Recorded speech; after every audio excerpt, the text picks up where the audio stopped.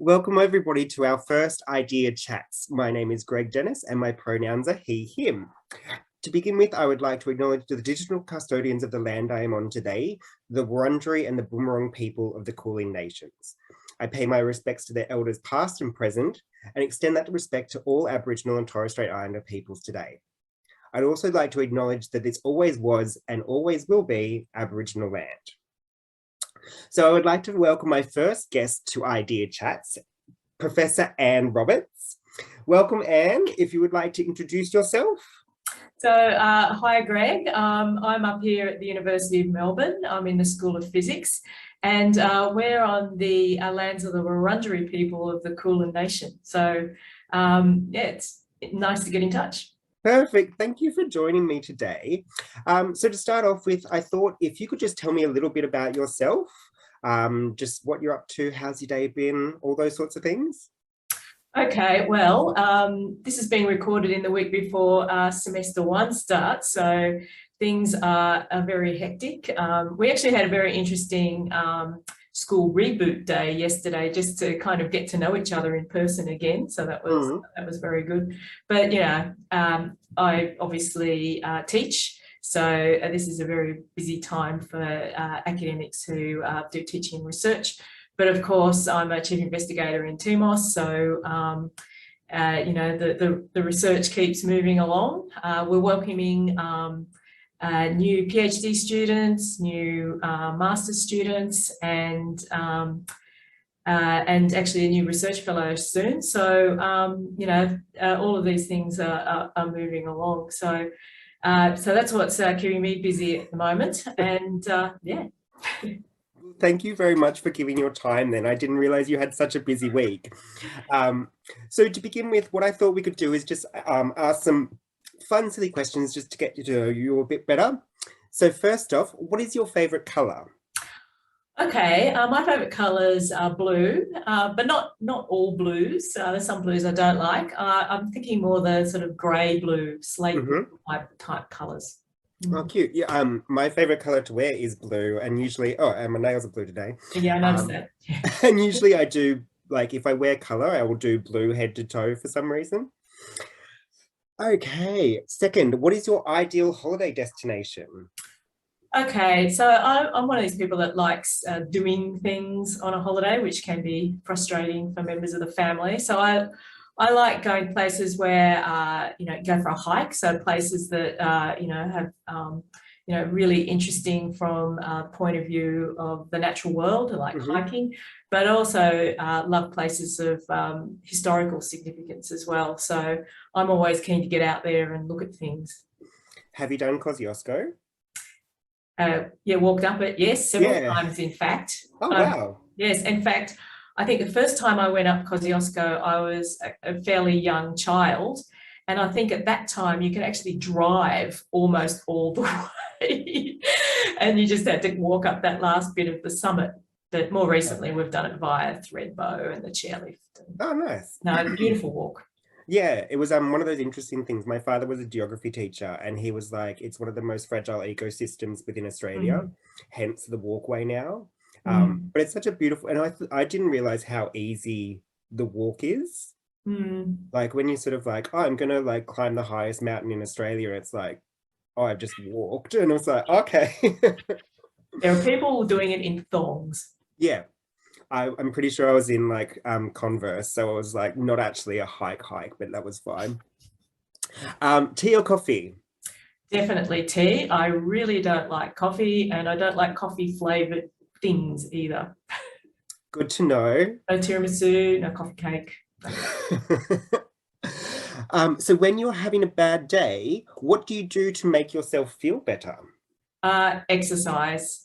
You know, so you know, any kind of exercise, going for a walk, going for a run, or what passes for running in my world, always ends up clearing the brain and makes me feel much better. How did you go with lockdown without being able to get out of the house too much? Well, we're always allowed to go out and do walks and go for runs and things like that. So that was, yeah, it was a bit challenging, but, you know, we got to explore a lot of our local neighbourhood which we hadn't done before. So that was actually kind of interesting. And in fact, I will always look back on that, just being able to, my husband and I just having a lunch break and then just going out and roaming up and down Moonee Ponds Creek. Oh, cute. What is something about you that people would be surprised to know? Well, there's probably lots of things, but the one I'm happy to reveal is the fact that I was thinking just recently, for some reason, I've gotten into 1930s recordings of Italian opera. Oh, wow. Those sort of strange, scratchy sounding recordings, and they're very evocative. So, the sound quality is not good, but that's part of the charm, and it sort of makes you think of another time, another place. Yeah, I'll have to try and find some then.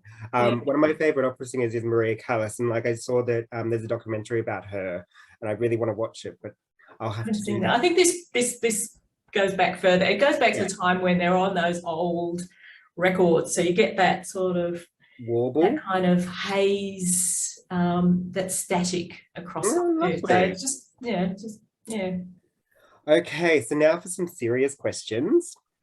Okay, so what have been your top 3 career highlights to date? Okay, well, I'm actually still really proud of the work I did with Ross McFedrin at the University of Sydney when I was a PhD student. And it might seem a bit weird, but I do still go back and delve into my thesis. And it was pretty theoretical. So we developed algorithms and codes to calculate certain things, and and I've updated them, and written MATLAB versions of them. So the fact that and that is actually still quite useful now. So that's one thing I'd say. Another thing is that probably about 20 years ago, I was working with Keith Nugent, who was here at the time, on something called quantitative phase imaging. And what doing that did is it actually really highlighted how much information is actually carried by light. And so on one level, getting that information out seems really obvious, but seeing that we could actually extract that information using fairly straightforward approaches was actually quite impressive. And to see, one of the great things about optics is sometimes you can see something pop out at you, and I guess imaging in particular.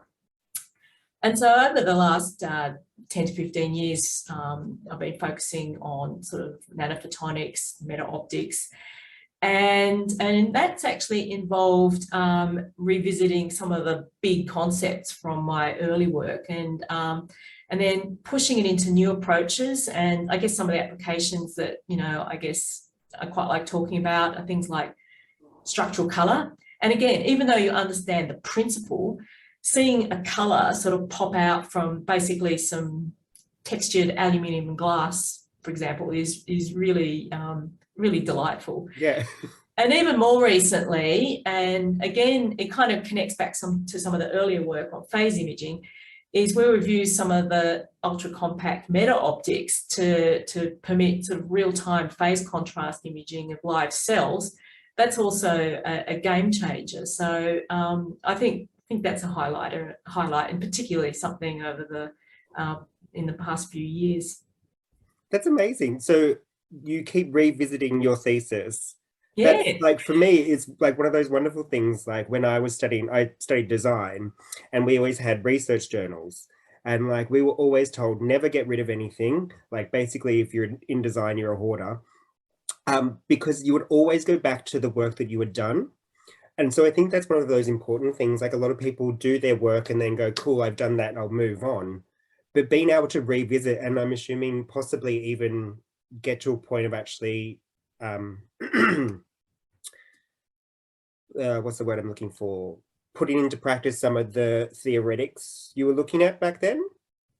Yeah, so some of the theoretical aspects of it, but obviously now at that time, we've really shrunk down things. So at the time, the context was very much about microwaves, millimeter waves, the far infrared. So in parts of the electromagnetic spectrum where the wavelength is relatively long. But what's happened over the last decade or two is now we have precision nanofabrication. We can do top down or even bottom up kind of self-assembly of nanostructures. And what that means is some of those concepts that were envisaged as being for, very long wavelengths, and some of the technologies there are obviously very important. The concepts can be scaled down to short wavelengths.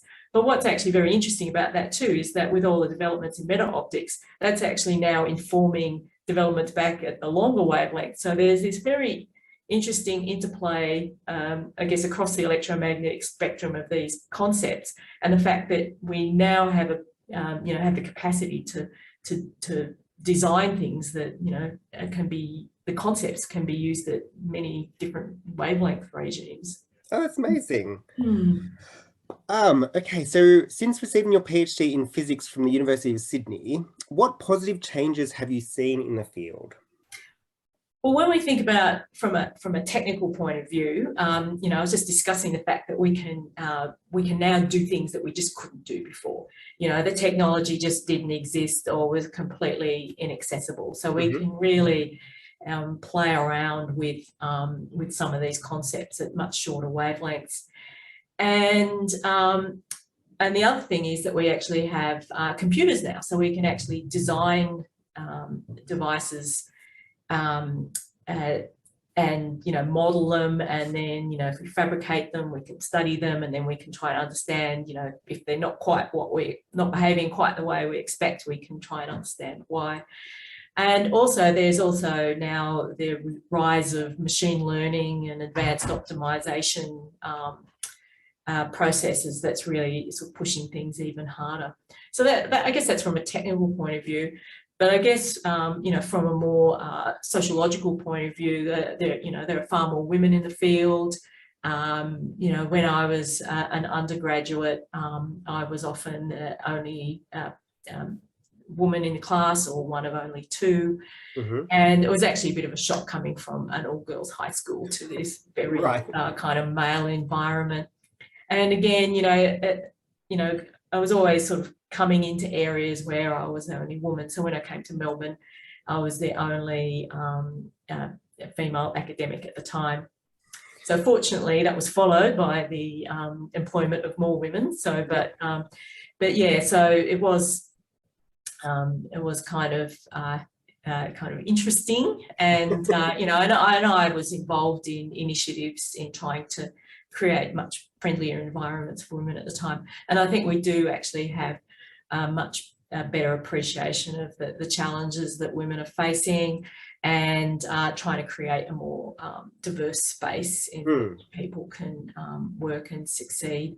And that actually has enormous positives, just in terms of, not just, how people feel at work, but also the quality of people's work. I do find it quite interesting that, so obviously with International Day, Women's Day of the 8th of March, we're still having this conversation though. There is still a need to have an International Women's Day, however long afterwards, that this topic is still one that is consistently talked about. For the fact that the government's oh, we need more women in STEM, and it's how is it still going? Which is something that I find really interesting.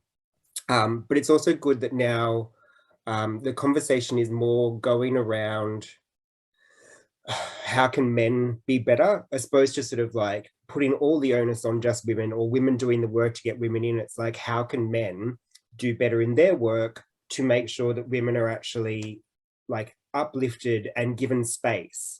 And I think that's moving forward something that's really focused on. What else? So if you could go back to a previous version of yourself to give some words of wisdom, when would this be, and what would you say? Oh, look, I guess go right back, and just particularly when I was a PhD student and then postdoc and early academic. And I guess the main thing is just to be, I guess, a bit braver. So, I guess I had a bad case of imposter syndrome. And so, pushing through and succeeding would have been a lot easier and, in fact, a lot more fun if I cared less about what other people thought. And in fact, in hindsight, I doubt other people really cared that much. Anyway, you think people care more about things than they really do. Yeah, and I think that's the funny thing. Like the contemplation of the fear of others stopping you is like consistent through all walks of business and life in general.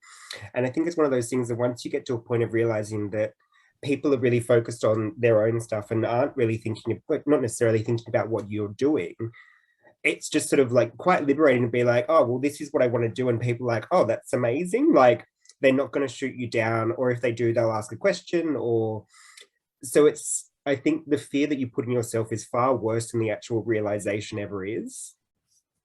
It's very much the dance like nobody's watching. Yeah. um, and so what advice would you give students wanting to pursue a career in STEM, especially young women? Look, I guess my main advice is that they probably have no idea where a career like this will actually end up.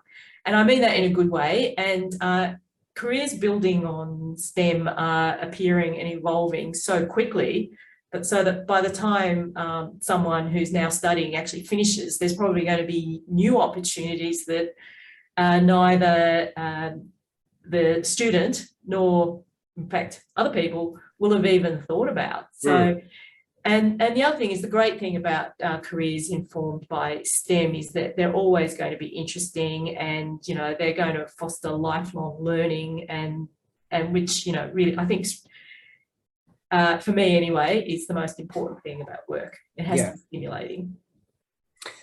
Would you suggest possibly making sure that you build a network around you? Sort of, I know that a lot of the time having people to bounce off, or having people who you can talk to about things, or even just people in different fields, like building a network of people who you can rely on and also discuss with. Would you say that's quite important? Yes, although I think, as a student, one of the nice things about being a student is that you have a network there at that time. So, and, you're kind of embedded with these people, and I think that's fairly organic. So in fact, hopefully, having good friendships with those, with your fellow students, that's actually quite important, I think, in terms of, bouncing ideas around and also, developing your understanding of the discipline itself. Yeah.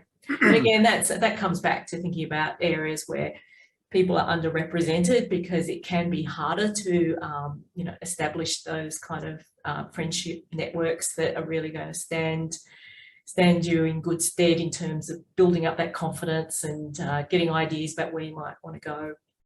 And I guess that sort of comes back to like quite a large concept of like diversity and inclusion in general, is for then people with that privilege of sort of being a majority, making sure that they are the ones who reach out to other people and make them feel welcome and connected, because obviously that first step is always the hardest.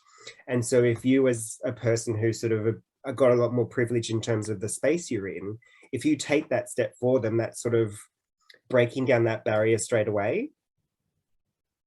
And actually, I think one of the issues coming out of the pandemic, and this is going to be an issue for undergraduates at the moment, is that we do have students coming into their third year of university who have barely stepped foot on campus. Yeah. And that has been incredibly disruptive to those networks. So, I think as an academic, those of us who are academics, I think will need to be very mindful of that and make sure that we create opportunities for students to, build those connections that really haven't happened. Well, I think all of us are just a bit out of it in terms of socializing in general. I remember the first time I went out to see friends after lockdown, and I was sort of like, hello, how what are do we you? Do now? I'm like, stay away, but I want to hug you, but go away. And finally, what are you enthusiastic about for the future of your field? Okay, look, the field of meta-optics is really exciting at the moment. And so on the one hand, a lot of the ideas that have been already established are actually moving beyond proof of concept into, products and, commercialization more generally. And then on the other hand, there are still new ideas being generated to create some really exotic effects with light. And so that creates a really interesting kind of environment to be working in, because I think what's going to happen is that there are going to be established pathways to go from ideas to implementation that we'll be able to take advantage of. Amazing. All right, well, thank you so much for your time today, Anne, and thank you all for joining us for our first ideas chats. Please tune in next month when we'll be discussing another topic. Thank you. Bye. Thank you.